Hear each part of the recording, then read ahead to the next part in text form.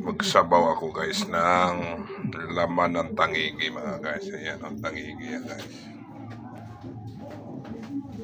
Yan yung ating mga pangsahog. Malunggay lang guys. Ayos na yan. Isahin natin yung ating mga pangsahog guys. Yan. Bawang. Luya. Sibuyas. Yan na yun. Para masarap ang ating tinola guys.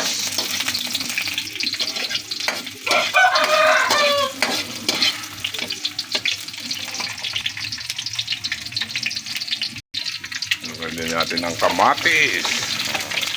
Ganyan ako magsabaw guys. Para masarap. Sahog pa lang ulam na guys.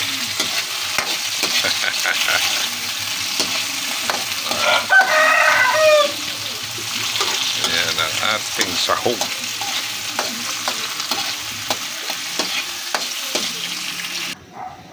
Kulo na yung ating sabaw guys.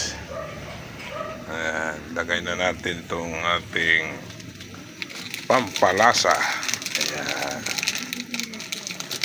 Natin yan.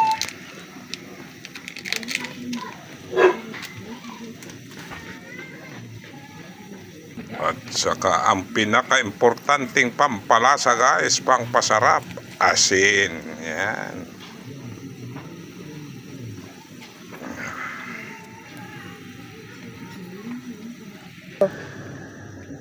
Lagay na natin yung ating isda guys.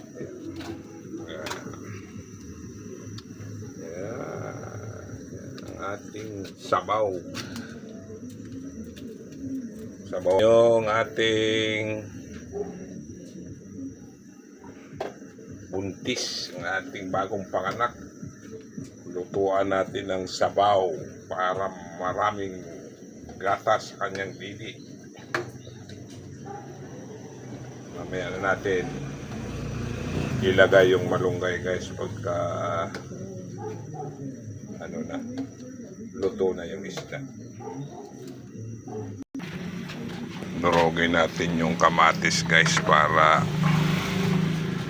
lumabas yung kanyang lasa at sarap, di ba guys?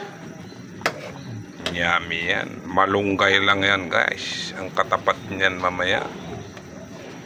Diba? Sarap niyan. Ayan na guys. Luto na yung ating isda. Yan ang ating sinabawang laman ng tangigi. Sarap yan guys. Pati presyo niyan masarap.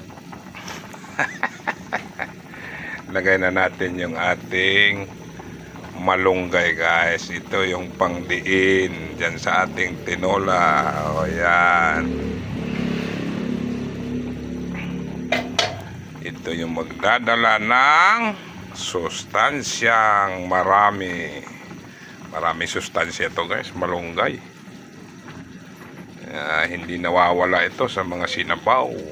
Mga kulay-kulay, ang malunggay laging starring. Diba guys? Kasi siya ang masarap at masustansyang gulay. Bye-bye, pakishare na lang, pakipalo ng ating video.